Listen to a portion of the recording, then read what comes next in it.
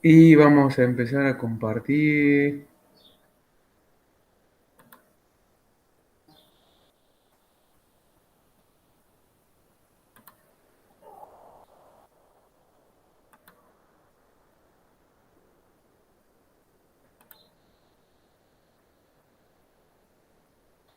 Dígame si se ven. Todavía no. Ahora sí, profe. Y ahora sí. Sí, No profe. sé qué están viendo. Cultura y patrimonio cultural. Bien, estamos bien entonces. Vamos por ahí.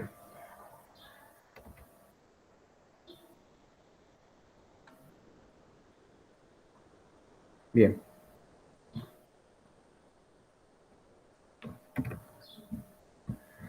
Bueno, como todo esto pasa, siempre partimos de definiciones clásicas. Allá por 1986 la UNESCO se reunió de todas maneras. Siempre la UNESCO está pidiendo que lo admitan. No sé quién es. Yo, profe, recién entré porque se me cortó un ratito el internet. Ah, bien. Ya no sé dónde estaba.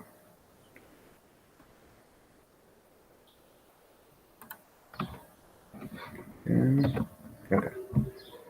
Bien, entonces, volviendo a las definiciones, que les decía que la UNESCO siempre está cambiando, al igual que muchas de las instituciones, como el ICRON y algunos otros organismos, el tema de las definiciones operativas. Pero siempre dan vuelta en lo mismo. Es un conjunto de rasgos distintivos donde aparecen las cuestiones espirituales, materiales, intelectuales, afectivas que caracterizan a un grupo social. Y siempre está hablando de un grupo social. ¿Sí?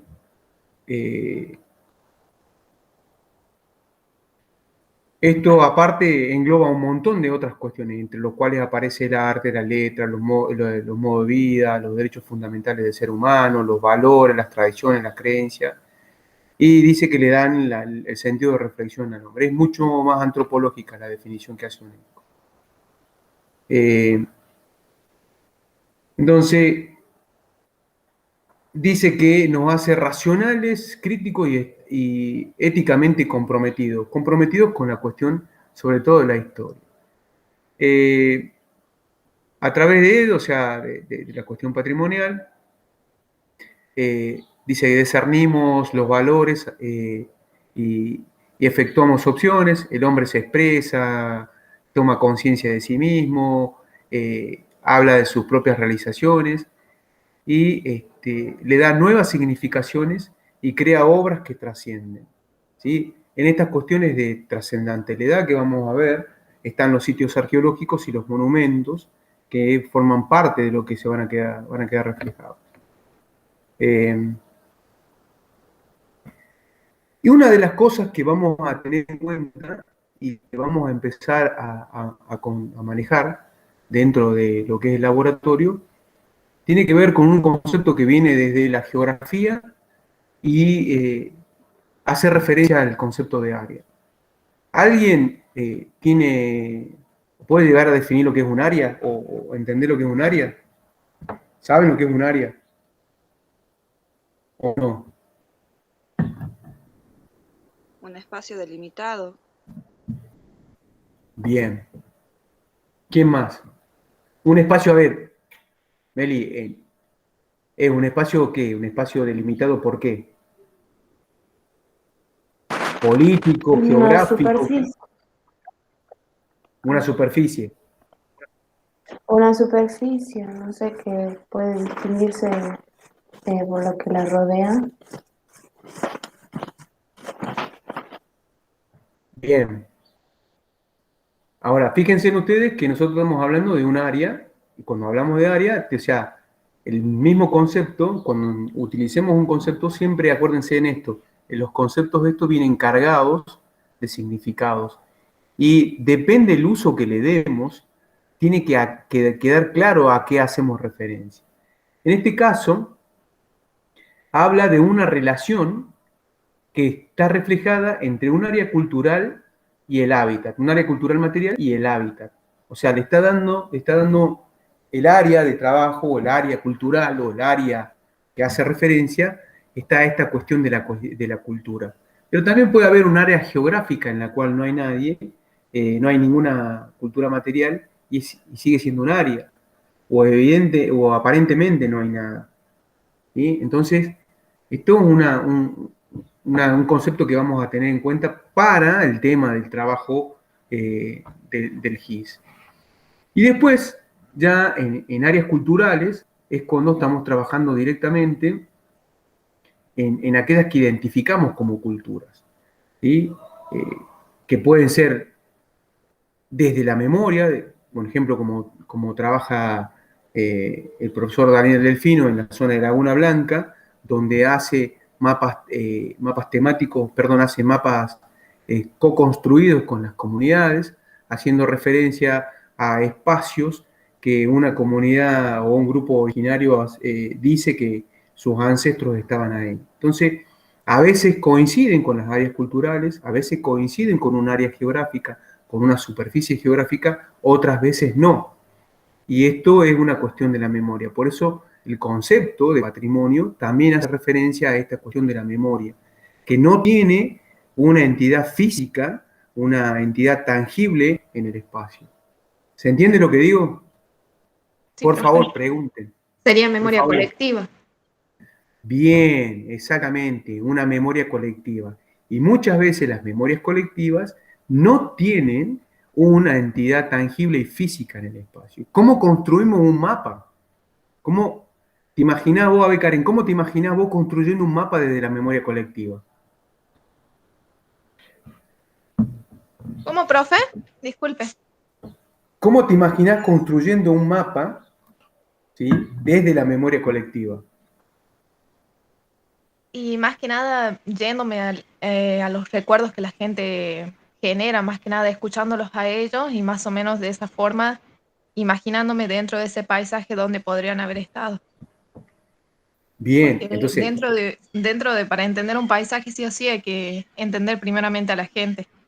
Y entonces como que hay cosas que la gente te puede relatar que en los escritos nos dicen o en un mapa no se refleja. bien. Ahora, el problema va a estar.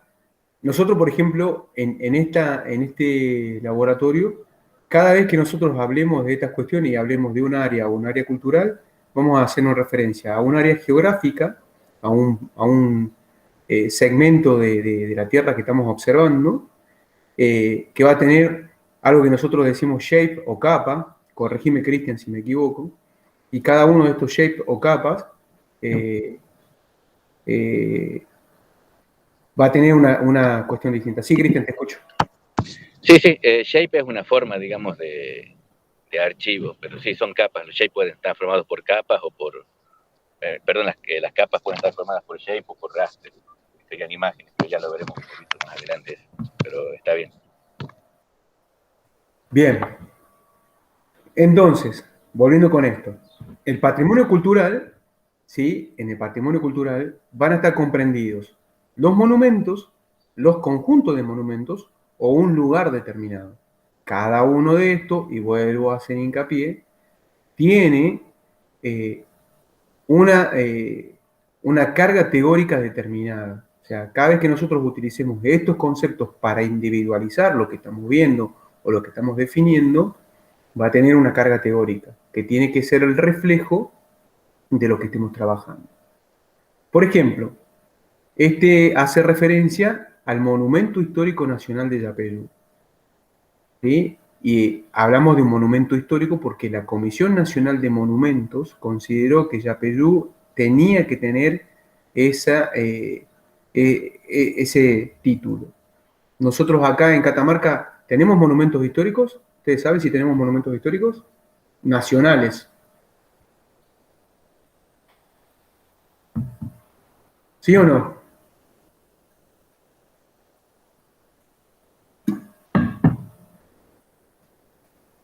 ¿No saben o no quieren o no se animan a decirlo?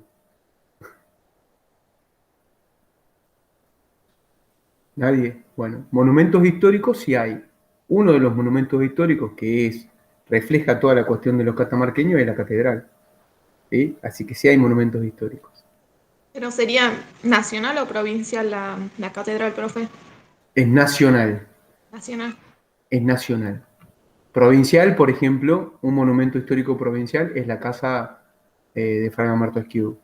Eh, Otro monumento provincial es la Gruta de la Virgen del Valle, eh, el Archivo Histórico, la Casa de la Cultura, que era la Casa de Octaviano Navarro, y no me acuerdo cuál otro más. Y después tenemos otros monumentos nacionales y la pretensión de monumentos nacionales.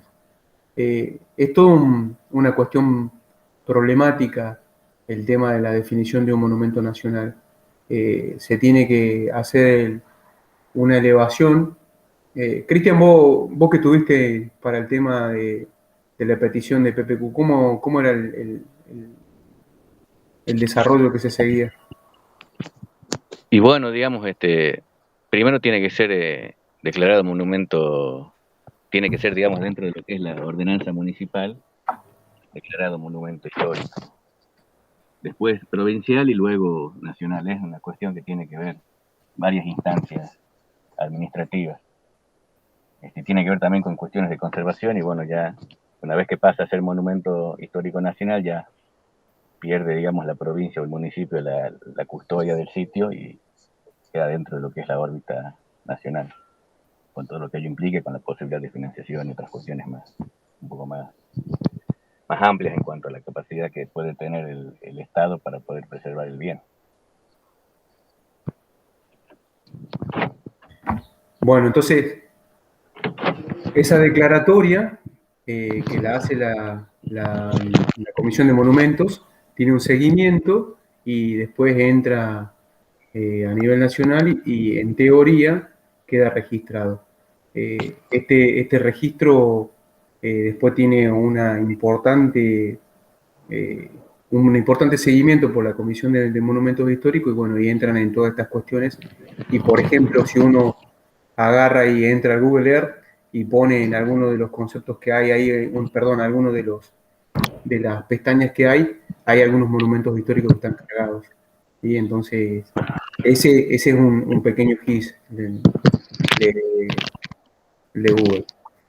Otra, por ejemplo, en este caso, el de las Misiones, que son en la zona de litoral, la quebrada de Humahuaca, que también, y esto no es un monumento, sino que es toda la quebrada, y hace referencia a la cuestión geográfica y natural.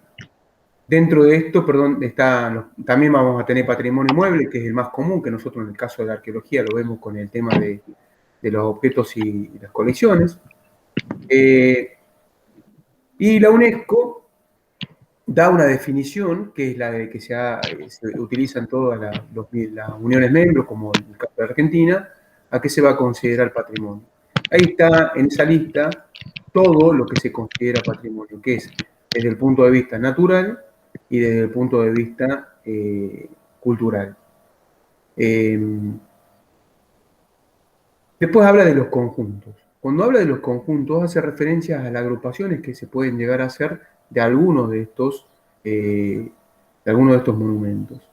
Y fíjense qué interesante que aparece acá, adentro de la cuestión del UNESCO, habla de la construcción. O sea, habla de las construcciones en relación a la cuestión arquitectónica. O sea, que le está dando ya una identidad, le está dando una cuestión de aquello que está construido por el hombre. ¿Sí? Y que trasciende y habla de una trascendentalidad en cuanto a su cuestión estética y lo que decía Karen, que tenía que ver con aquello que hace referencia a las cuestiones más humanas de los monumentos. ¿Sí? Después están los lugares que también empieza a tener otra significancia. Y acá habla de esta interacción entre el hombre y la naturaleza. Entonces ya habla de cosas más chiquitas como las zonas, y vamos a hacerlo así. Área es más grande que una zona y los lugares son más chicos que las zonas. ¿Se entiende? O sea, comenzaríamos. Área es un espacio más grande de terreno, una zona es algo más delimitado y un lugar es un punto fijo. ¿Se entiende? Sí, por profe. favor. Sí, sí, se entiende. Bien, entonces, acá entra, adentro de esta cuestión de los lugares, los sitios arqueológicos o los lugares arqueológicos. Y esta es una gran problemática que nosotros vamos a empezar a correr de ahora en más, porque un sitio arqueológico a veces trasciende un punto específico en el paisaje.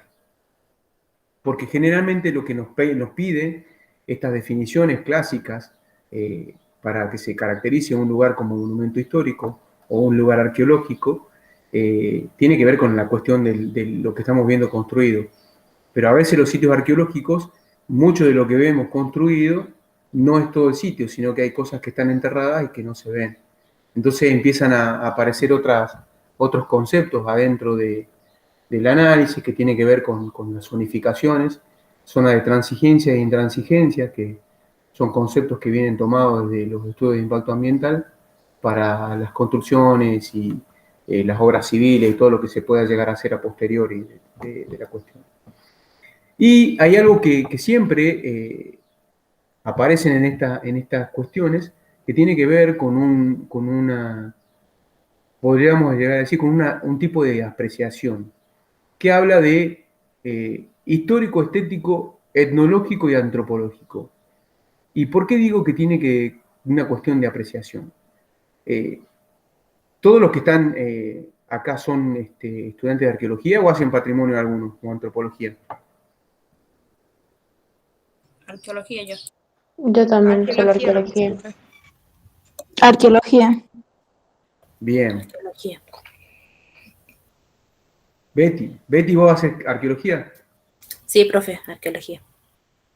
Marcelo, ¿vos qué vas a hacer arqueología? Sí, sí, arqueología. Bien. Entonces, si yo les hago una pregunta a ustedes que ya estuvieron cursando arqueología, ¿sí? ¿Qué le da a un sitio arqueológico, qué le da un carácter estético? O sea, ¿cómo lo pueden llegar a ustedes decir que es lindo el sitio? ¿Por qué dirían que es lindo el sitio?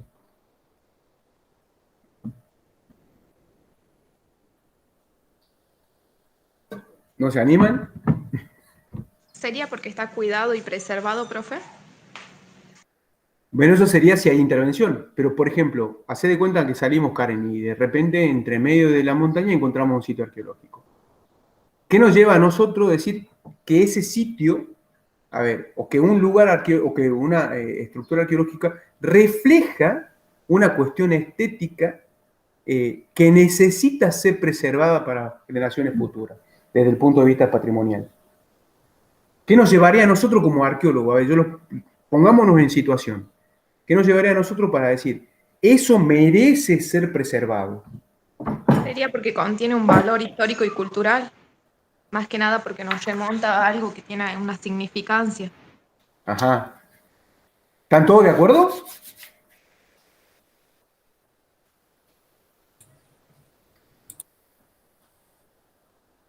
Nadie dice nada. O sea, Karen, Hay más por lo material, más de qué cantidad de cosas se pueden observar, va más por ese lado para mí.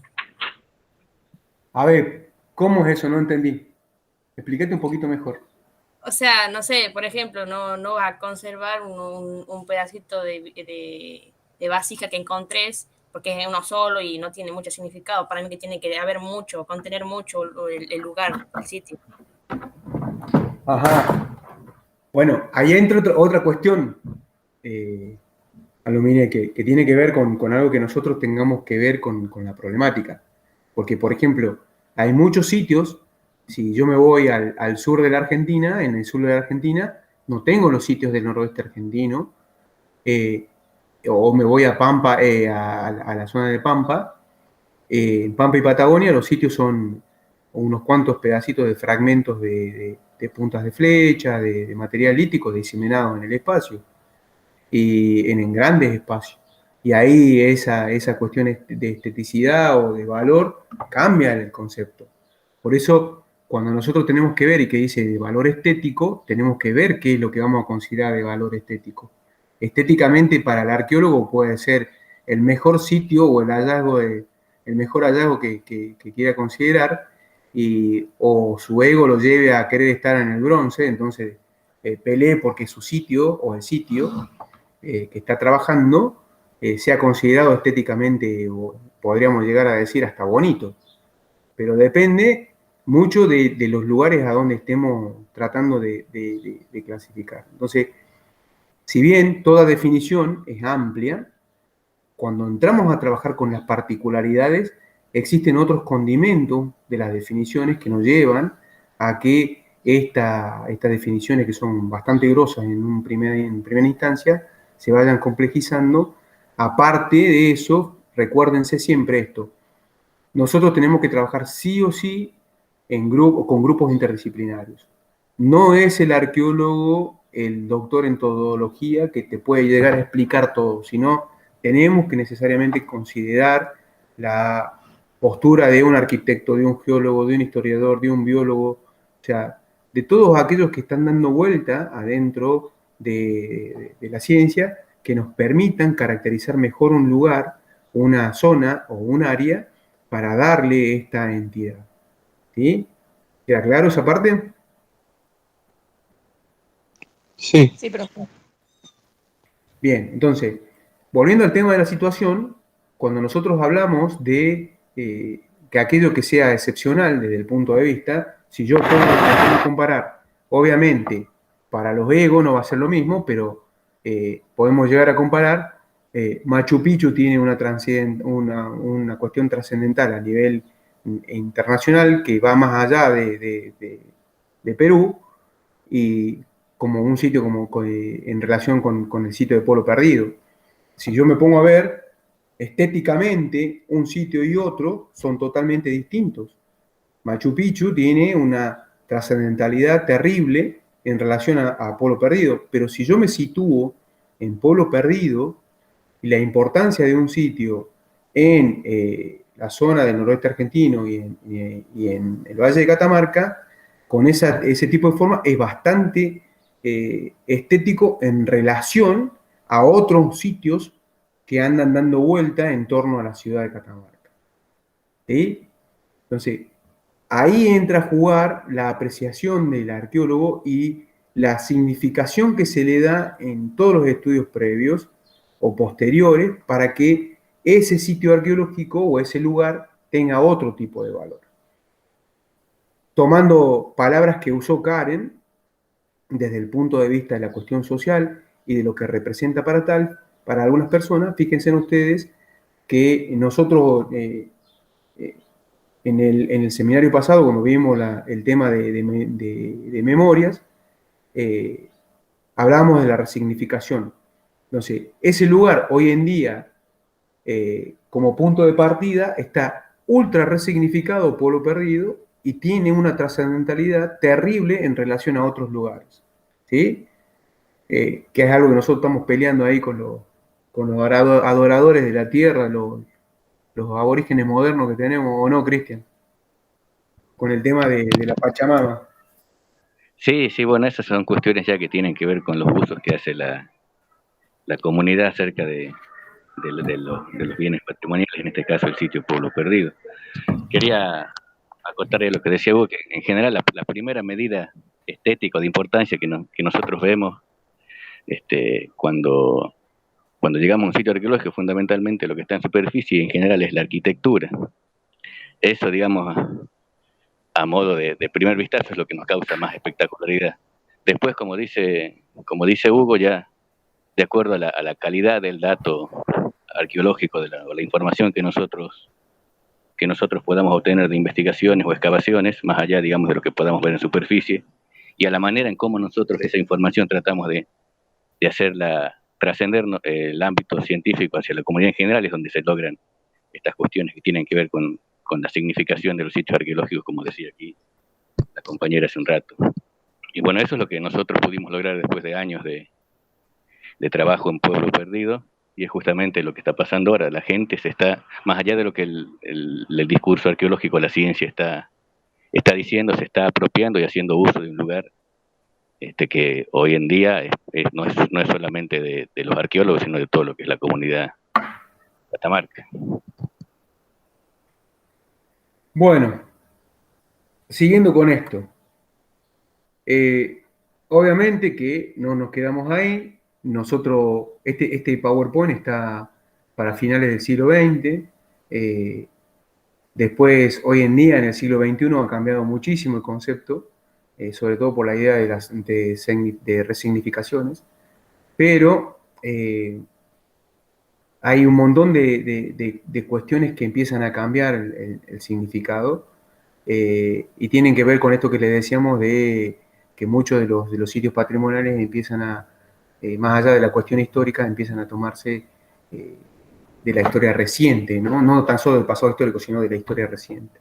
Por eso pueden entrar ciudades como Brasilia, Auschwitz, que entran como monumentos a tenerse en cuenta. Lo mismo, por ejemplo, me recuerdo a nivel internacional el muro de Berlín, los resabios del muro de Berlín, o por ejemplo recientemente, como a inicios, perdón, del siglo XXI, donde en algunas ciudades, como el caso de Nueva York, u otras que no me puedo acordar en estos momentos los nombres, Canadá creo que era otra, y en América no me puedo acordar cuáles son las que están, pero que empiezan a tener se empiezan a declarar como cuestiones patrimoniales hasta los grafitis.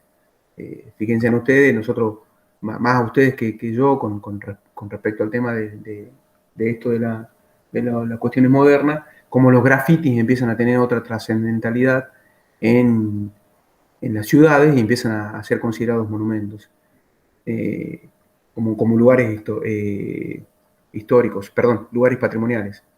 Profe, disculpe, ¿a eso era lo que se refería sobre la arqueología moderna?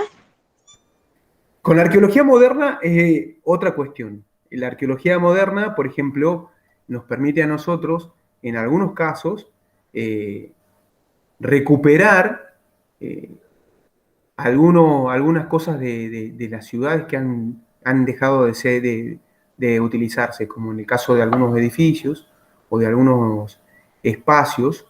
Esto que decía Karen, de algunos lugares donde nosotros podíamos, se habían generado actividades y hoy en día se dejaron de generar. Por ejemplo, te doy un ejemplo cortito para que veas.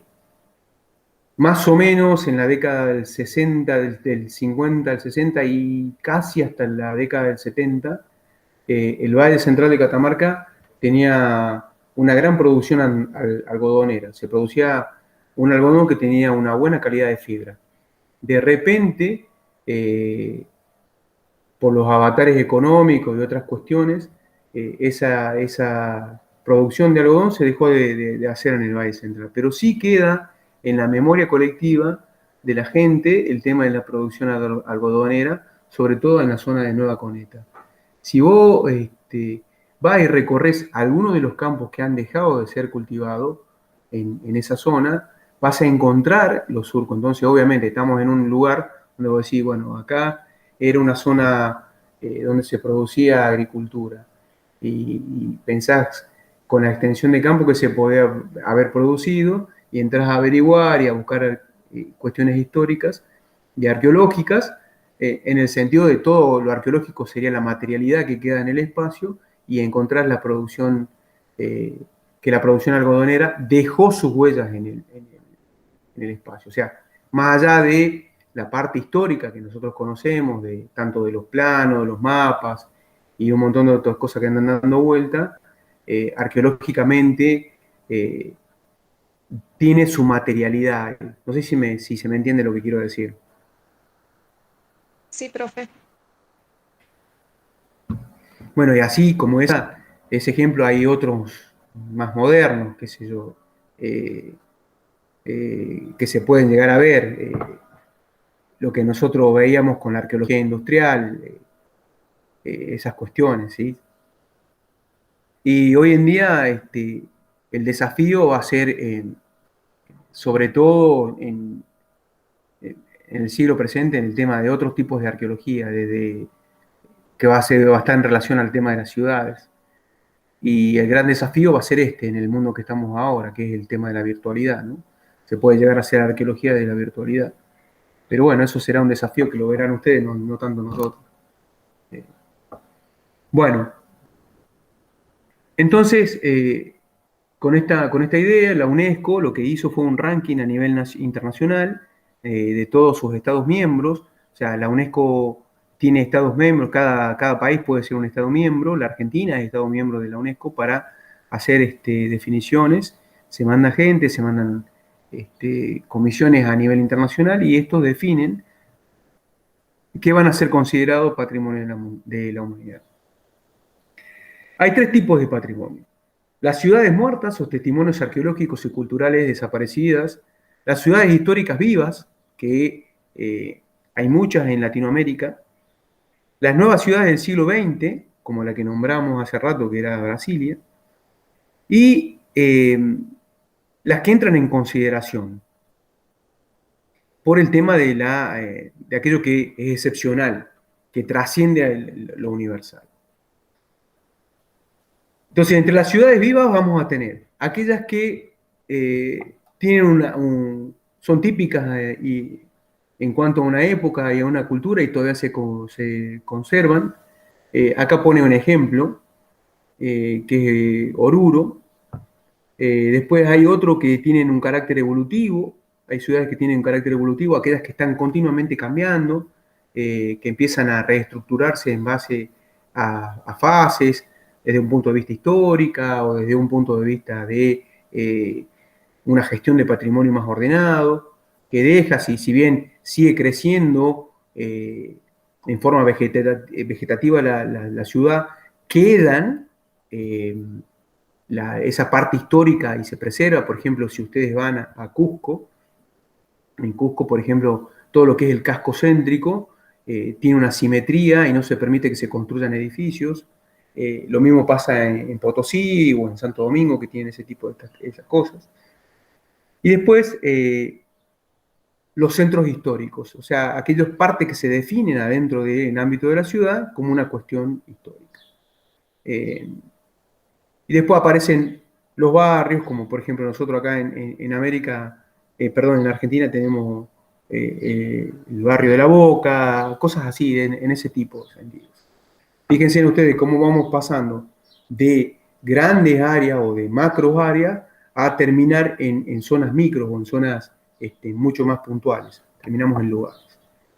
Esas zonas que son vivas. Y después, bueno, aparece el concepto de cultura inmaterial, que esto tiene que ver con esto de las tradiciones, las cuestiones históricas y todas esas cuestiones que hacen a aquello que está en la parte de la oralidad de una comunidad determinada. Y ahí aparecen, ¿no? Ven, fíjense ustedes, tradiciones, expresiones orales, prácticas, todas estas cuestiones, las que estamos diciendo. Hace un par de años, con esto la UNESCO empezó a considerarlo como patrimonio cultural inmaterial y esta de la cuestión inmaterial empezó a quedar registrado, que tiene que ver sobre todo con el tema de salvaguardarlo para las futuras generaciones. Si bien se ha perdido mucho, por ejemplo en Argentina se ha perdido mucho el tema de la inmaterialidad, se está tratando de volver a que los grupos sociales y sobre todo las personas se sensibilicen con ese patrimonio inmaterial y vuelva a tener la relevancia que tenía. Sobre todo lo podemos llegar a apreciar en algunas comunidades que cada vez quedan más chicas, en las cuales los pueblos originarios en la zona del litoral todavía siguen teniendo algunos lenguajes que no son el castellano, sino, qué sé yo, Toba, Mataco, Pilagá, que todavía siguen hablando su idioma y son bilingües o trilingües en algunos casos, y no se les exige tanto que aprendan otras cuestiones. No sé si queda claro lo que estoy diciendo.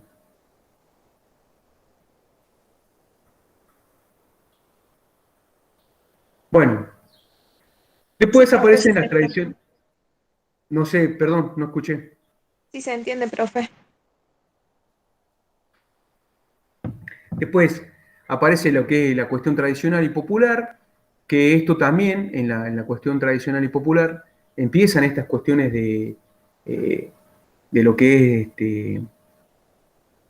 es que queda como una cuestión sensible en los grupos sociales, y que a veces, con el tiempo, empiezan a tener su huella en el paisaje y merecen quedar registrados en este tipo de herramientas como el que estamos trabajando. Una de estas cuestiones, por ejemplo, si lo queremos poner en este contexto, la Gruta de la Virgen del Valle, el Señor de la Peña en La Rioja, o un monumento de la Virgen de las Mercedes en Salta, una cosa de ese tipo, ¿no? Entonces empieza a tener otra cuestión y le da otra identidad, una identidad cultural, ¿sí? Y esta identidad es transmitida oralmente de generación en generación. Entonces estas cuestiones pasan. Ahí, como ven, cuáles son las definiciones, y pone dentro de la oralidad los mitos, los ritos, las costumbres, las artesanías, la arquitectura, bueno, todas estas cuestiones que hacen a la tradición, a la tradicional y a la popular. Bueno, un ejemplo de lo que considera la UNESCO. Fíjense que una de las cuestiones que entran en esto tiene que ver con la ropa o cómo se representan las personas a sí mismos, y habla de que todo el mundo hay una diversidad grande de plurilinguismo. Después el tema de las expresiones culturales, arte, danza, qué sé yo, fotografía, lo que a ustedes se les ocurra. Y después habla de uno de los ejemplos más grandes para Latinoamérica, tiene que ver con el Carnaval de Oruro.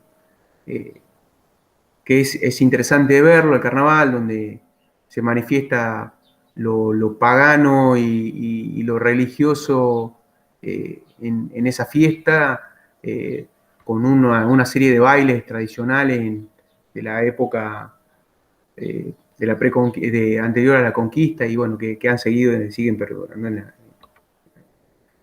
Bueno, eso es lo que medianamente quería mostrarles esa parte. No sé si le quedan dudas, así hacemos un rápido repaso de lo que vamos a ver con el tema del GIS. ¿Sí?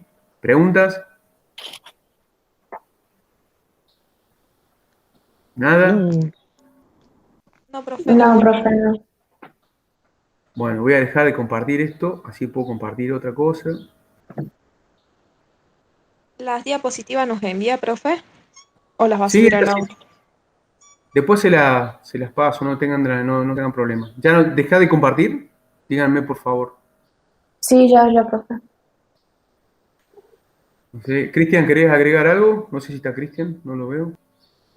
No, Salió, salió creo. del aula. Ah, bueno. ¿Preguntas?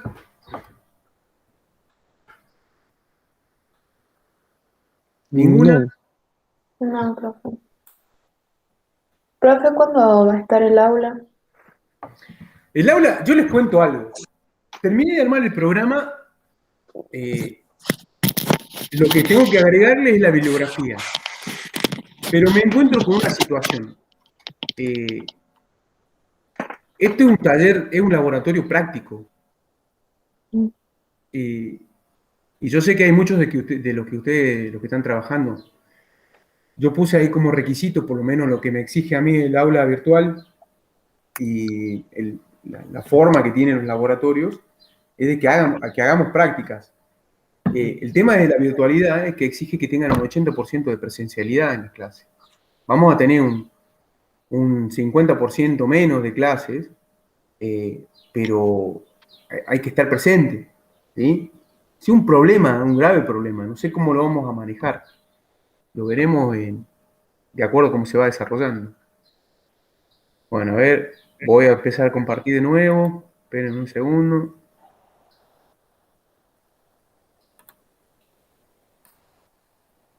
Díganme si se ve. Ahí está presente. Ahora sí. ¿Se ve? Sí. Bueno. Obviamente que hay gente más capacitada en las definiciones esto, por ejemplo, no me voy a agarrar a ponerme a escribir una definición. Hay muchas presentaciones con respecto a lo que es GIS, lo que es el Sistema de Información Geográfica. En realidad, le llamamos GIS porque sus siglas en inglés es Geographical Information Systems, pero traducido sería un SIG, si lo quiero poner en castellano. Yo lo puse en castellano en el programa, o sea que ustedes lo van a encontrar en castellano. SIG o GIS vendría a ser exactamente lo mismo. En esta presentación, que es de Pérez y de Balbas, hace un repaso por lo que se va a ver, lo que comprende un sistema de información geográfico o GIS. ¿Sí? Entonces acá vamos a tener una pequeña introducción de lo que es un GIS, qué es, cuáles son los componentes, qué representan la información, cuáles son las bases de datos geográficas, las técnicas para manipular un GIS, qué es la información geográfica, esta no me acuerdo qué era, ya lo vamos a decir, y después la bibliografía que se puede llegar a utilizar como cuestiones básicas. Entonces, vamos a ver lo que es introducción. ¿Sí? La introducción hace referencia a la historia. Allá por la década de los 60, comienza la investigación, allá por Canadá, y con respecto al tema de la información geográfica, y acá, cuando hablamos de esto, hace referencia a el análisis de fotos aéreas, que son las fotos que se trabajan, que sacan los aviones. Después, a medida que vamos avanzando en el tiempo, empiezan a aparecer lo que son las fotos satelitales, las imágenes satelitales. Hoy en día tenemos 1 millón de imágenes satelitales y nosotros podemos llegar a ver la Tierra en tiempo real, pero en ese momento era una información que era bastante cara y a la cual no todo el mundo accedía. Todo esto tenía otra cuestión y depende mucho de la resolución de la imagen. Esto vamos a aclararlo después de algunos conceptos cuando hablamos de resolución y todas estas cuestiones. ¿Hicieron algún curso de fotografía ustedes? No, profe. ¿Ninguno? Sí, Yo sí, profe, yo. laboratorio de fotografía. Con Bien. Emilio Villafañez. Bien. A ver, Marce, ¿qué es resolución cuando hablamos de resolución de imágenes? Resolución, bueno, el tamaño de la imagen y también de eso depende mucho la calidad. Bien, depende de la calidad. Por lo tanto, hay dos cuestiones que vamos a empezar a tener en cuenta para el tema del trabajo de los GIS. La resolución de la imagen con la que se trabaja y las escalas. Porque cuando yo estoy hablando de imágenes satelitales, estoy trabajando con escalas muy, muy chicas. ¿Sí? A diferencia de lo que nosotros consideramos como grande y chico, cuando más alto está el aparato en el cual se saca la imagen, más grande es la escala. Pero este tamaño de escala reduce la calidad. Entonces, si reduce la calidad de la imagen, a medida que yo voy acercando, empieza a aparecer algo que se llama píxel. El píxel, en la fotografía, Marce les explicó lo que era píxel, Emilio. Sí, sí. O sea, cada fotograma, digamos, se va a ir viendo peor mientras más cerca se vea, dependiendo de la resolución. Exactamente. ¿Por qué? Porque un píxel depende de la escala, ¿sí? Para que tengamos una idea, y le vamos a poner en una escala bien grande, si yo estoy sacando una imagen por arriba de 1 metro y marco 1 centímetro cuadrado, eso va a ser un píxel. Si yo me voy más arriba, ¿sí? Y saco una foto de ese tipo, cuando yo me acerque a ese centímetro cuadrado no lo voy a ver y se va a emular con el color del lado. Por lo tanto, el píxel empieza a perder ese grano antes eran granos de óxido de plata, hoy en día son digitales. Esa resolución se empieza a perder, se empieza a difuminar. Y existe otro problema dentro de las imágenes satelitales o de las imágenes aéreas que se llama el error de paralaje y el área útil de la imagen. ¿Por qué?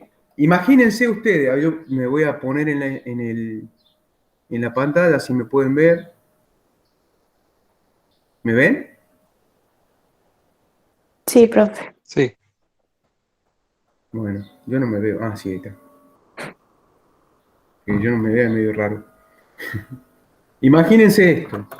El avión o el aparato vuela en este sentido. Cuando saca la imagen, saca un rectángulo de este tipo. ¿Sí? ¿Lo ven el rectangulito? Sí. Sí, ¿no? Bueno, ese rectangulito va a tener un área útil que lo estoy dibujando, ustedes no lo ven, yo sí, perdonen. Esta va a ser el área útil, ¿se ve? Lo que está en rojo. Díganme. No, Sí. no, no. Sí, profe, sí se ve. Sí, ahí se ve. Bueno, a medida que se vaya hacia los lados, esa resolución va a ser distinta. El área útil va a ser esta, o sea, cuanto más al centro esté, porque el avión pasó por el centro y la imagen tiene una mejor calidad. A medida que se van alejando hacia los lados, esa calidad desciende. Por lo tanto, ese error de paralaje o el error del aparato, lo que hace es limitarme el uso de la imagen que yo estoy tratando de trabajar. Para eso, por ejemplo, nosotros cuando empezamos a trabajar con imágenes aéreas, trabajábamos con varias imágenes, con varias fotografías aéreas, y teníamos en cuenta eso y armábamos lo que se llamaban los mosaicos de fotos aéreas. Hoy en día los programas los arman solo a eso. Entonces nosotros, la ortofoto que se llama, no lo vemos a eso, pero ya la foto está constituida, que es el resultado que nosotros vemos en Google, ¿sí? No vemos ese tipo de desplazamiento. Pero sí lo que vemos en Google es que a medida que nos vamos acercando, esa resolución empieza a cambiar. Eso que decía el tema del píxel. Por eso habla que empezaron a aparecer en el desarrollo de las estaciones, de estas estaciones tecnológicas, los productos de GIS que tenían que ver con esto, de cómo mejorar esta idea de estas imágenes, el resultado final de una imagen. Eso era cuando nosotros hacemos fotografías aéreas, pasaba eso. Pero empezaron a cambiar las cosas y empezaron a aparecer las fotografías satelitales o las imágenes satelitales. El satélite no es que pasa sacando fotos, el satélite está filmando continuamente y pasa por Argentina en determinadas secuencias de tiempo y en determinadas órbitas, ¿sí? Por ejemplo, nosotros en Argentina, no sé si sabían, pero por ejemplo nosotros tenemos un satélite, que es un satélite climático, que se llama el ARSAT 7, y el ARSAT, quiero decir, pasa cada tanto recorriendo el país, creo que pasa unas 6 o 7 veces dando vueltas a una órbita determinada, que vendría a ser que pasa viene del norte, del noroeste hacia el sureste, y pasa por una franja en un determinado horario, o sea, desde el oeste hacia el este pasa una cierta cantidad de tiempo. Entonces va barriendo el país en determinadas formas. No sé si se entiende lo que quiero decir. De todas maneras, yo les voy a pasar imágenes, les prometo que les voy a pasar imágenes, quédense tranquilos, así nos ponemos de acuerdo con eso.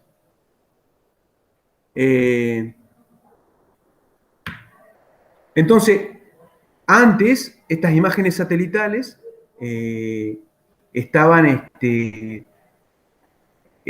grabadas en unas cintas como, no sé si ustedes, yo soy muy antiguo, chicos, disculpen, no sé si vieron alguna vez un cassette, o un cassette de grabación o un cassette de película. Vieron que tenía una cinta magnética. Bueno, Sí. bueno, una cosa así. Y después había que hacer todo un trabajo para pasar esa información magnética a una imagen, y ese era el resultado final. Entonces, la calidad de las imágenes de la década del 60, del 70, del 80, no son las mismas que las de ahora. Hoy en día es todo digital y ese componente, esa imagen magnética que viene, está bajada de otra forma. y se empieza a trabajar después con una serie de filtros, entre los cuales aparecen los filtros infrarrojos y los filtros UV, que dan otra calidad de imagen. Cuanto más cerca está el satélite y el aparato, va cambiando la resolución de la escala y por lo tanto voy a tener otro tipo de evidencia. Ahora, tengan en cuenta esto, ¿sí? Cuanto más cerca esté el aparato del suelo, voy a tener una mejor resolución. Pero cuando estamos trabajando en escalas, sobre todo para fotos aéreas y imágenes satelitales por arriba de 1 en 30.000, ¿ya? Un centímetro, un centímetro cuadrado de la imagen cabe en 30.000 metros de la misma. ¿Se entiende lo que digo? Esa relación. ¿Se entiende? Por favor, díganme, chicos. Más o menos entendí ahí yo. Sí, sí. A ver, Karen, para que lo tengan en cuenta. Imagínate un centímetro cuadrado. Sí. ¿Sí? Ese centímetro cuadrado que vos lo estás viendo en la realidad, en ese centímetro cuadrado entran 30.000 metros del terreno. ¿Sí? ¿Se entiende? Entonces, ¿cuánto, por ejemplo, si pongamos en este sentido, una habitación en la cual nosotros podemos llegar a estar, la habitación estándar 3 metros por 3 metros, son 3 metros cuadrados, ¿sí?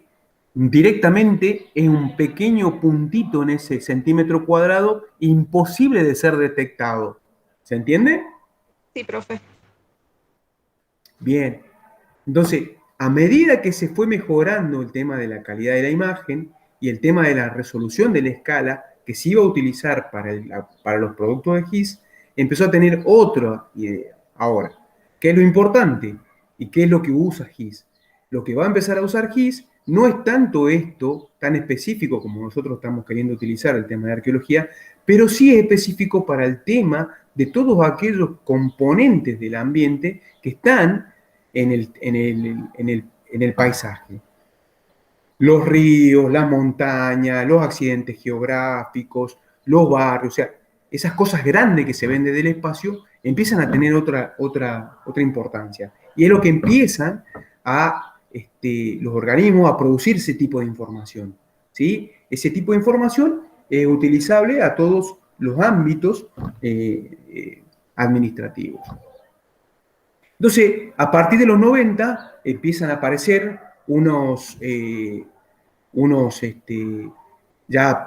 software relacionados con lo que va a ser los sistemas de información geográfico y que dan como resultado lo que va a ser los mapping. Los mapping o los desktop mapping, que son los mapas de escritorio, que empiezan a tener en cuenta. Y fíjense en este aparatito en el cual nosotros estamos trabajando, que es la Internet, no Internet, sino la computadora, empieza a tener cierta relevancia para este tipo de estudios.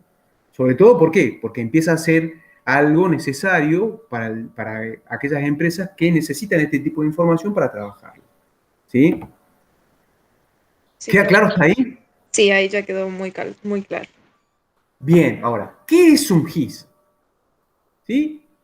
Por definición, es un conjunto de equipos informáticos, programas, datos geográficos y técnicos, organizados para recoger, almacenar, actualizar, manipular, analizar y presentar eficientemente todas las formas de información georreferenciadas. Y acá hay un concepto, el de georreferenciación. Después nosotros lo vamos a tomar en cuenta. Pero para hacerla corta, georreferenciado es cuando yo voy y salgo con mi GPS, ya sea del teléfono o el aparato GPS, y envío un punto. Nosotros, ¿qué hacemos normalmente cuando nos quedamos a encontrar con alguien? Che, ¿a dónde estás? No sé, mándame un punto, así te ubico. ¿No hacemos eso en el teléfono? Sí, profe. ¿Y qué hace el teléfono?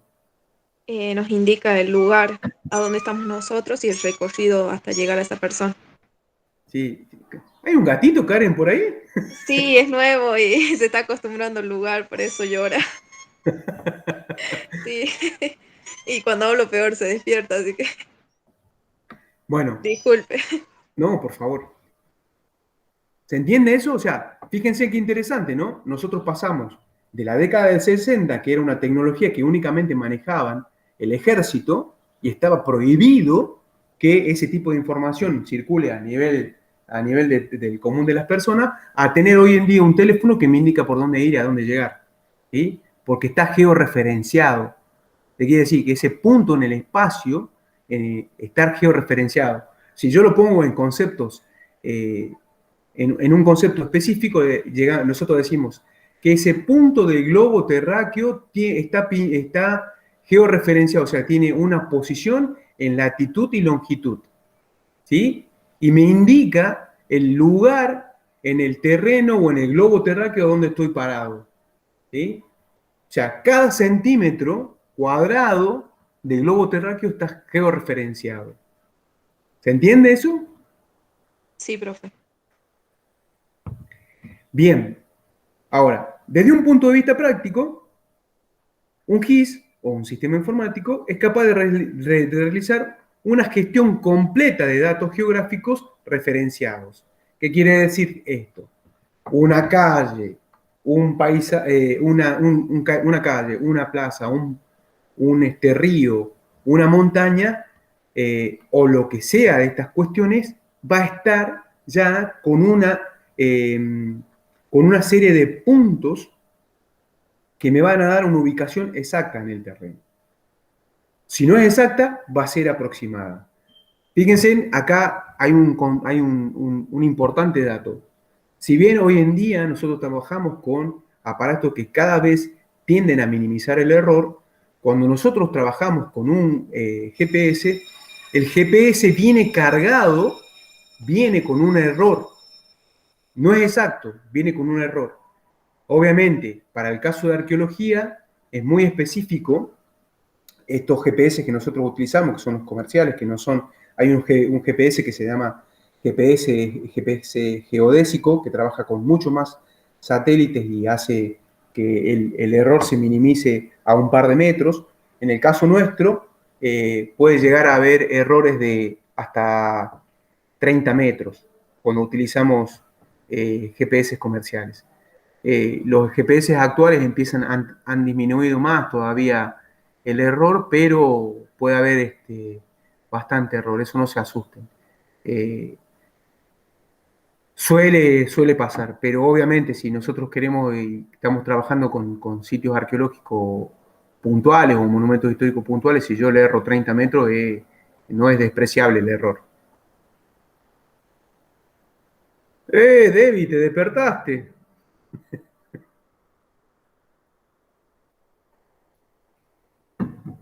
Bueno, veamos, ¿a dónde estábamos? En esta cuestión.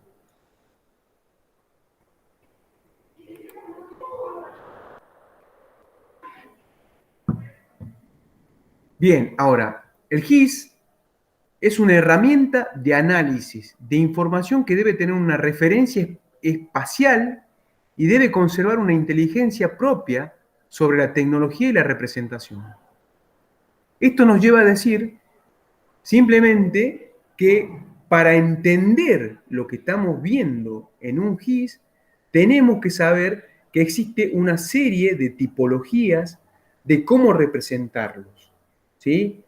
Ya lo que va a ser un punto, un rectángulo, un cuadrado o lo que sea que se ponga, entra dentro de una cuestión tipológica y esa tipología puede ser que utilicemos una tipología que está a nivel internacional o utilicemos una tipología que nosotros la manejemos. Ahora, sí o sí, esta tipología tiene que ser clara y precisa para que no existan confusiones ni malas interpretaciones. Para la cuestión internacional, cuando nosotros trabajamos con monumentos históricos o con otro tipo de representaciones, tiene estas representaciones, valga la redundancia, disculpen, tiene un icono determinado. Vieron que aparece a veces con un puntito, como un asterisco, una pelotita, estas cuestiones, o banderitas, ¿sí? Eso tiene una representación determinada. ¿Te entiendes esa parte o no? De todas maneras Sí, ya lo profe. vamos a ver. Sería como más que nada como el GPS cuando uno pide una indicación y solamente te marca algunos puntos en el mapa, otros no, otros lugares no aparecen. Claro, pero también depende de qué tipo de información. Por ejemplo, nosotros cuando utilizamos un GPS, el GPS te pide que sí o sí, para que puedas volcar esos puntos, que eso también vamos a verlo, cómo llevar los puntos del GPS a Google, para que, perdón, a un programa, para que ese programa lo lleve a Google, ¿sí? Porque también depende de las terminaciones. Así como, por ejemplo, Windows nos enseñó que todo lo que sea .doc es documento o .xls es hoja de cálculo, el GPS nos explica, nos dice que los puntos KLM son de GPS y que no tienen nada que ver con los puntos que maneja Google, que son otros. Y hay que hacer la traducción. Acá es donde se empieza a complicar esto. Pero no hay drama, es ejercicio, es una herramienta. ¿Sí? Tengan en cuenta, esto es una herramienta. Bueno, entonces, volviendo a esto, tiene que ser, tiene que tener una tipología precisa y clara. Y cuando yo hago esto, ¿qué quiero decir? Existen muchos proyectos. Nosotros en Argentina tenemos el proyecto Mapear. No me acuerdo por cuál número andará Mapear, que sale la gente, cada gente que recorre el país o determinados lugares, utiliza esos datos de los tracks que marca el GPS, tracks que significa caminar, ¿sí? El tracking.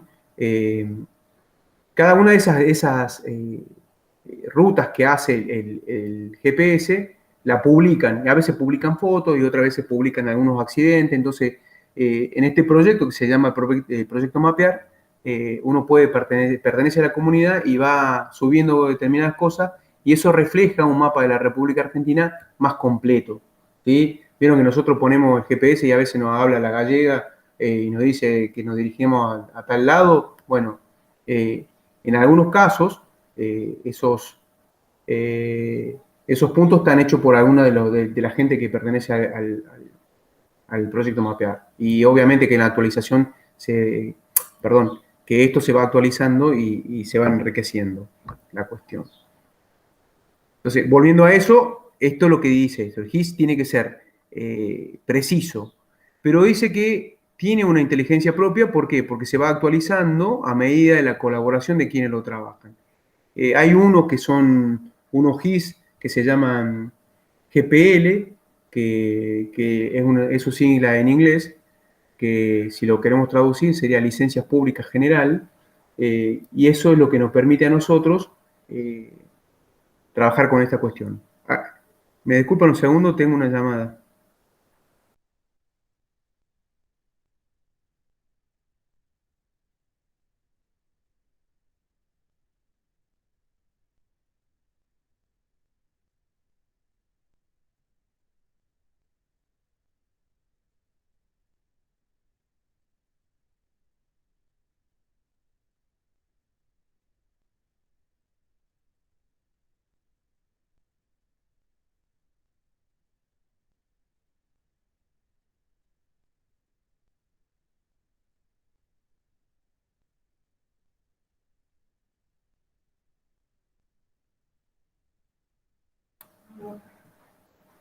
Bueno, ¿alguna pregunta hasta ahí?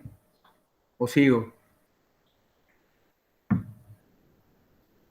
Hola, hola, ¿me escuchan? Siga nomás. Bien. Entonces, ¿cuáles son los componentes de GIS? Es lo que estábamos diciendo. Los componentes de GIS van a ser el hardware, y el hardware tiene que ver con los equipos que vamos a trabajar, los equipos para trabajar. Hoy en día, con el tipo de calidad de imágenes y esta cuestión, con una máquina que tenga 32 bits andamos bien, pero tiene que tener una buena cantidad de memoria para que se pueda trabajar de otra forma.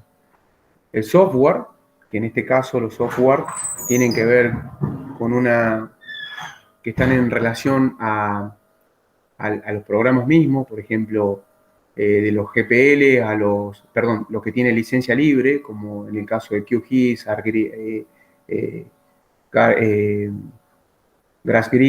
GIS u otros que no me acuerdo en este momento, o en el caso de aquellos que son pagos, como el caso de ARGIS.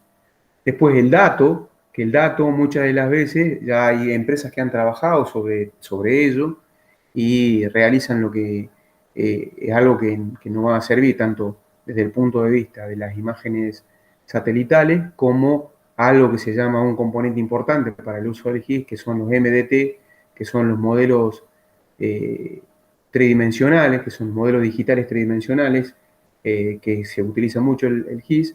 La gente que ayuda y colabora al tema del enriquecimiento del trabajo y qué tipo de métodos, ya sea que utilicemos un método geográfico, un método estadístico para caracterizar algunas cuestiones, o trabajemos en este caso que estamos utilizando el tema de los monumentos históricos. ¿Qué tipo de hardware vamos a usar? ¿Sí? Tiene que tener un amplio rango los equipos. Y a veces, en algunos casos, se puede trabajar en red, y cuando trabajo en red depende también el tipo de cosas que estemos trabajando y a qué nube la vamos a llevar. Generalmente se usa una combinación de ambos, trabajar en nube, trabajar en la nube, o sea, en la red, y en la PC, y tener siempre un resguardo de lo que se va utilizando para poder volver a trabajar sobre la imagen. No es que si, esto que decíamos, lo que dijo Cristian, el tema de las capas o shape, que es cada una de las cosas que vamos utilizando, que vendría a ser como si fuera que estamos haciendo un calco de la imagen o tomando una foto y la vamos superponiendo a medida que vamos avanzando. Eso se puede tiene una vuelta atrás. Después, los software que hay 1 millón de software, que es lo que decíamos, que sirven para estas cuestiones, pero que nosotros tenemos que ver qué es lo que queremos buscar, qué tipo de visualización vamos a hacer, qué tipo de análisis vamos a hacer, qué búsqueda de análisis geográfico vamos a hacer, y cómo lo vamos a manipular a los datos. Depende del tipo de la manipulación. También depende, el tema de la manipulación, depende de la calidad de la imagen que se consigue. Y obviamente que lo que sí o sí necesita dentro del software es una buena interfaz gráfica, porque si tenemos una mala interfaz gráfica, no vamos a ver el resultado final de lo que estamos queriendo decir. Esto es lo que decíamos al principio, la cuestión de la resolución. ¿Sí? ¿Se entiende hasta ahí? Sí, profe. Hola. Bueno, en el tema de los componentes, que es lo más importante en el tema de estas cuestiones, sobre todo el tema de los datos, qué tipo de datos vamos a incorporar en el GIS, que tiene que ver con aquellos, algunas colaboraciones que se hacen a nivel administrativo, a nivel gubernamental, o de algunos grupos que suben a la nube, esas colaboraciones, y uno lo puede utilizar. Obviamente que depende de cada uno de nosotros saber cuáles de esos datos son los mejores o los que nos van a aportar una mejor calidad para el tipo de datos que estamos queriendo trabajar. Es como que estamos haciendo una selección dentro de esta cantidad de datos que andan dando vuelta por la nube, una selección bibliográfica, podríamos llegar a decir. Estas colaboraciones, por ejemplo, nosotros acá en Catamarca tenemos un organismo que se llama ETSIC, y el ETSIC hace esto que se conocen como metadatos, y estos metadatos, a veces algunos tienen calles, los departamentos de la provincia, los ríos, algunos datos censales. Entonces, todos esos metadatos están dando vuelta por la red y uno la puede utilizar. ¿Se entiende hasta ahí? Sí. Bueno, obviamente que como siempre trabajamos, en este caso que está una persona a cargo, es importantísimo tener un recursos humanos. Los recursos humanos tienen que estar capacitados para desarrollar este tipo. Y el encargado de operar el dato tiene que ser, o los encargados, perdón, de operar el dato tienen que ser siempre los mismos, cosa de que no existan malas interpretaciones por parte de otro de los que esté trabajando. Pero esto se evita o se minimiza cuando se trabaja con un plan, y ese plan lo pueden desarrollar muchas personas al mismo tiempo.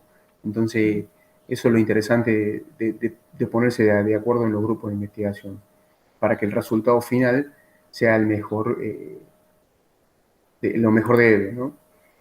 Después, esto es lo que venía diciendo, el tema de los planes, y obviamente desarrollar una especie, acá pone reglas, pero son acuerdos adentro de un grupo determinado. Si yo como arqueólogo, nosotros como arqueólogos, tenemos un grupo interdisciplinario y vamos a trabajar con geólogos, con el geólogo decirle, bueno, cuáles son los elementos o los gráficos que vas a usar y que te sirven mejor a vos para que dentro de esa capa que vamos a utilizar nos pongamos de acuerdo en determinadas cuestiones, para que el resultado final quede mejor armado. ¿Sí? Bueno, esto es medianamente cuáles son los componentes. Fíjense, acá hacemos en un diagrama de flujo cómo se van operando. Cada una de estas no es independiente de sí, sino que todas funcionan en unísono para que podamos tener un mejor resultado del componente y garantizar que nuestro resultado final adentro del SIC sea lo más acorde a la realidad que queremos mostrar. Bueno, ¿cómo se representa la información? Todo esto que vimos tiene una representación, que es lo que estamos queriendo ver, que es el resultado final. ¿Sí? El objeto para representar tiene que ver con un pedazo de la Tierra, con un pedazo de la superficie terrestre. Y va a tener una dimensión física y una localidad espacial. ¿Sí? Fíjense en acá, nosotros, no sé si se ve el cursor, ¿lo ven el cursor? Díganme por favor si lo ven al cursor. Sí, profe, sí se ve. Bueno, acá lo que vamos a hacer tiene que ver con este tipo. Vamos a empezar a hablar de atributos adentro de GIS. Y los atributos van a ser gráficos, como esta imagen, acá. Y a medida que se va construyendo el atributo gráfico, aparecen atributos que van a ser no gráficos, que vienen con el programa. Este programa de GIS, lo que yo voy a determinar cada una de estas variables, que pueden ser tamaños, ubicación o qué tipo de objeto voy a agregar. Entonces, en estos gráficos, en estos que no son los no gráficos, van a quedar todas esas variables que yo voy a manejar y que no van a estar representadas.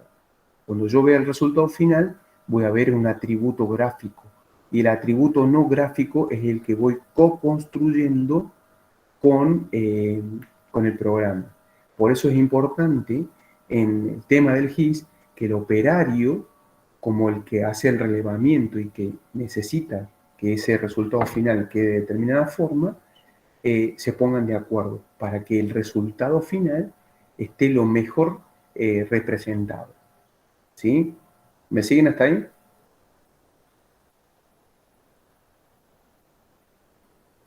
Sí, profe. Bien. Entonces, el atributo gráfico va a ser todo eso que veníamos diciendo, pero que va a tener una representación asociada al mundo real. Para ello, dice, utilizamos los mapas. O sea, por ejemplo, todos manejamos Google y vieron que nosotros en Google, cuando ponemos, ya sea que usemos Google Maps o Google Earth, vemos un atributo gráfico. Vemos que hay casitas, calles que tienen flechitas y un montón de cosas. Ese es un atributo gráfico. Toda la parte del atributo no gráfico está cargado en otro sistema. Perdón, está cargado en el mismo sistema, pero está como metadato. O sea, está más allá del dato que yo estoy viendo, más allá de la representación. A mí me interesa únicamente la parte real, que es el mundo real. ¿sí? Aquello que yo lo puedo ver en el terreno, que es tangible. Este es un mapa, por ejemplo. El mapa marca dentro de esos atributos, con un color determinado, todo lo que son las calles o las rutas que están ahí localizadas y los puntos de cada uno de los departamentos en este mapita. ¿Sí? Este es el resultado final. Nosotros estamos viendo lo que estoy diciendo, un resultado final, no estamos viendo el atributo, no gráfico. Perdón, buenos días. No sé si se me escuchan. Ahí, como pueden ver, estamos viendo la indicación de algunos lugares. Entonces, este es otro de los atributos que pueden ser. Hola, ¿cómo andas, Claudia? Un gusto a todos. Discúlpenme si se escucha otra voz, que es la de mi señora, que estamos en simultáneo. ¿Cómo están? Un gusto. Bueno, acá se pueden ver otras representaciones, perímetros, límites y todo aquello que entra en esto. Cada una de estas que estamos viendo, voy a hacer hacia atrás, cada una de estas, este es el resultado final, y estas son las capas, cada una de las capas que es con la cual se va construyendo, ¿sí? Cada una de estas son capas. Y fíjense que arriba, ustedes pueden ver que a cada uno de esos atributos tiene un nombre. El atributo mapa, el atributo puntos, el atributo líneas, el atributo polígonos, ¿sí? Y en los no gráficos, cuando ya empezamos a hablar, hablamos de alfanuméricos. Y ahí dice que son descripciones, calificaciones, características que nombran y determinan los objetos que estuvimos viendo. ¿Sí? ¿Se entiende hasta ahí? Sí, profe. Bien. Ahora, toda esta cuestión termina con algo que se va a llamar estructura de la información. ¿Por qué hablamos de la estructura? Porque yo lo que estoy haciendo, a diferencia de una estructura arquitectónica, estoy construyendo una estructura digital de la información que quiero trabajar.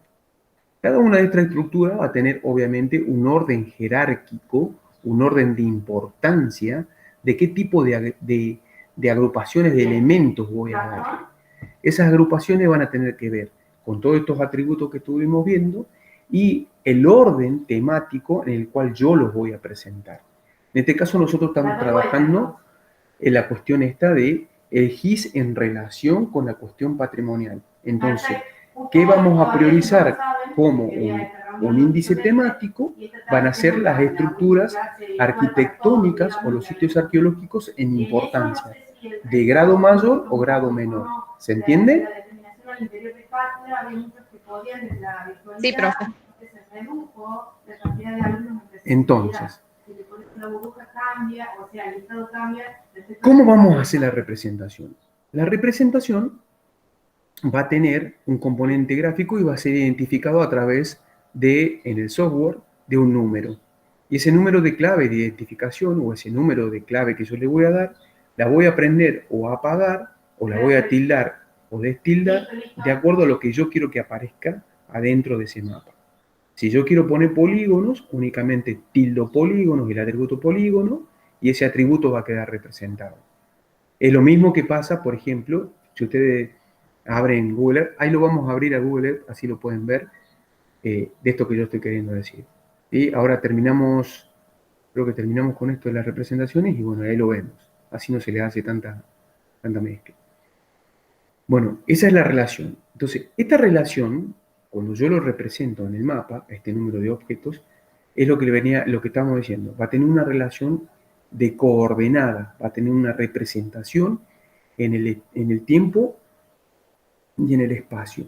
Pero eso va a tener una característica tipológica, que es la que yo voy a estar viendo. Calles, edificios, lo que se me ocurra poner como representación adentro del sistema. ¿Sí? Ahí lo vemos en el ejemplo directamente. Bueno, ahí lo vamos a dejar. Voy a dejar de compartir, así vemos eso en el Google Earth y queda mejor expreso. ¿Sí? Por favor, pregunten, hagan consultas. Este es el momento. Yo más que consulta creo que es mucho más fácil si se lo ve, digamos. O sea, si es que tenemos el programa ahí enfrente.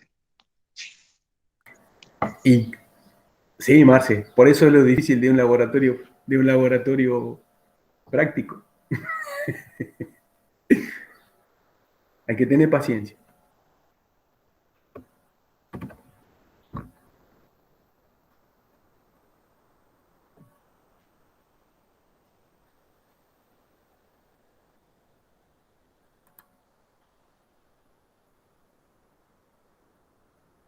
Voy a empezar a compartir de nuevo.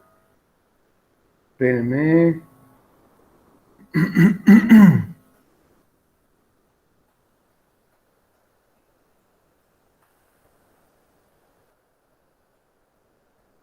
Avíseme si se está viendo, por favor.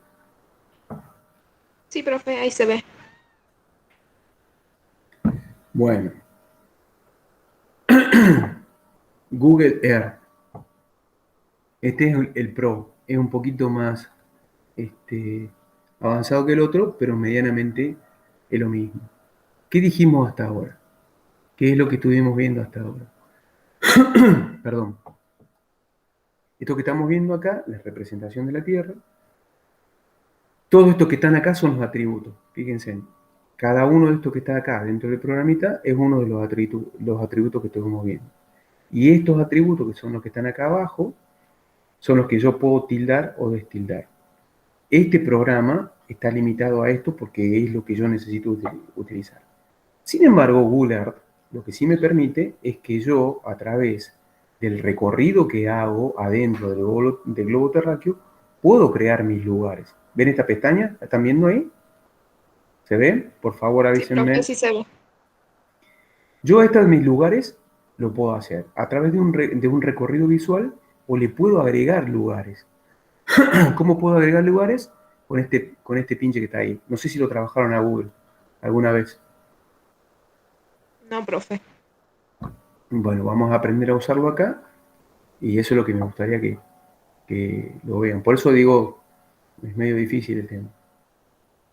Google me permite hacer un acercamiento. Si ustedes ven acá, esto que está acá, fíjense en cada uno de estos puntos donde yo me estoy moviendo, me está dando el tema de la coordenada de latitud y longitud. Acá aparece la latitud sur y longitud oeste, porque es la ubicación de la Argentina. ¿Sí? Y el tipo de elevación a donde estoy. ¿Sí? Con respecto al ojo, en este caso, de la altitud del satélite que tomo. ¿Sí? Una de las particularidades que tiene Google es que me muestra la superficie del relieve de la Tierra sin límites geográficos. Esto que yo tengo acá, que es el uso de las capas, esto que decíamos de las shape, que están acá, ¿las ven? Por favor, díganme. Sí, profe. Bien, si yo tildo cada una de estas capas que están acá, les voy a pedir que me aparezcan determinadas características adentro del mapa. ¿Sí? Si yo tildo todas estas capas que están acá, van a aparecer. Ahí aparece la capa relieve como un elemento interesante. Es lo que estoy viendo en relieve. Pero le vamos a poner una capa que es la de fronteras y etiquetas. Si yo tildo acá, aparecen ahora las fronteras. ¿Las ven? Sí, profe. Bien. Como estamos Catamarca, vamos a hacer acercamiento a Catamarca. ¿Sí? No sé si la vieron alguna vez desde el aire a la ciudad. No, profe. La ciudad de San Fernando, se las presento. ¿Sí? Es genial esta aplicación. Ya la vamos a ver el Google Maps, que también tiene otras particularidades que sirve para hacer otras cuestiones. Obviamente que nosotros no trabajamos sobre la ciudad, si bien la ciudad está asentada sobre sitios arqueológicos, la mayoría, obviamente que lo que tratamos de ver son lugares a donde podemos llegar a encontrar sitios arqueológicos. El lugar más cerca de la ciudad de San Fernando donde tenemos sitios arqueológicos es la Quebrada del Tala. Y para los que no vieron nunca PPQ desde el aire, se los presento. ¿Se ve el sitio? Sí, profe. Bien. Igual con Fíjense, poca resolución. Sí, este tiene una resolución limitada. Pero también Google lo que me permite hacer es otros atributos que tengo acá, como agregar un polígono, marcar una ruta, hacer una ruta, agregarle una superposición de imágenes, si yo quiero, hacer un recorrido visual, grabar un viaje que se hace, que yo lo puedo hacer con determinados puntos. Y algo que es interesante en este sentido es este que está acá, que este el relojito con verde. Me permite cambiar el tiempo de la imagen. Si yo lo cliqueo a esto, fíjense que me lleva a una imagen actual, estamos, que la imagen, no sé si ustedes la ven en gris, a la imagen, como la estoy viendo yo. Sí, Bueno, me lleva a que el mes 8 del año 2021, esta imagen, que es la última que tomó el satélite, tiene esta resolución. Yo puedo cambiar y me voy hasta 1985, dice. Ahora sí, esto se va a tardar porque una de mi máquina es medio lentona en este sentido y otra que la calidad de la imagen es mala. ¿Sí? Pero fíjense ustedes cómo se pierde la resolución. Que es lo que decíamos esto, Marce. ¿Te acordás que hablamos hace un rato largo del tema de la resolución? sí, la calidad. Exactamente. Fíjense cómo va pixeleándose la imagen. Y yo veo determinados manchones. Ahora, miren cómo cambió el trazo de la ciudad. ¿Sí? Y estos que están ahí, ¿ven la barra esta del tiempo? Si yo Sí, cambio y me posiciono en alguna de esas barritas blancas que están ahí, esos puntos blancos, es el año que voy a tener una resolución distinta. ¿Sí? Acá estamos ubicados en diciembre del 87. Me voy a acercar a todo lo perdido. No cambia la resolución, sigue siendo mala la resolución. El píxel no es bueno. ¿Sí? Pero a medida que yo voy cambiando la resolución, me voy al 2002, perdón, cambia la resolución, se incrementa. Esto es porque la calidad de la imagen, de la información que vino en la imagen con la que se construyó, va cambiando. Otra de las particularidades que me muestra Google es que este que tiene acá, que es el solcito este, yo puedo mostrar las imágenes en luz y sombra, ¿sí? Para saber si la imagen está tomada de día o de noche, ¿sí? Y la pongo, piensen, ahí tengo la quebrada de noche. Y voy cambiando, a medida que voy cambiando el tiempo, ¿sí? Cómo van cambiando las imágenes. ¿Se ve? Sí, profe. Entonces, esto también sirve porque entre luces y sombras uno puede jugar. El GIS, por ejemplo, que nosotros utilizamos en la mayoría de las veces, también tiene la misma peculiaridad, que yo puedo agregar un atributo en el cual al mapa que estoy construyendo, en determinados puntos les puedo dar una sombra distinta y puedo jugar con esa sombra para ver algunas particularidades o algunos sitios que están apareciendo. Se ha utilizado mucho, por ejemplo, la utilización del GIS, lo utilizan mucho en arqueología del paisaje para ver sobre todo atributos como visibilidad y permeabilidad del espacio, unos conceptos que ya lo van a ver con el tiempo. No sé si están cursando con Emilio o con arqueología y paisaje, esas cuestiones, donde aparecen estas cuestiones, y esto sería una aplicabilidad práctica del tema. ¿Sí? Pero bueno, volviendo a esta cuestión. Estos son los atributos que quiero. Ahora, queda claro hasta ahí, ¿sí? De toda esa parte teórica que vimos a llegar a esto.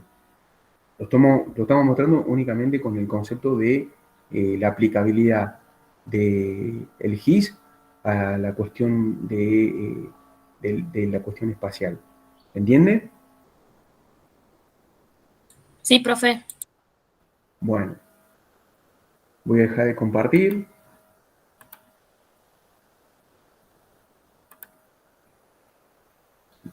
Voy a dejar de grabar.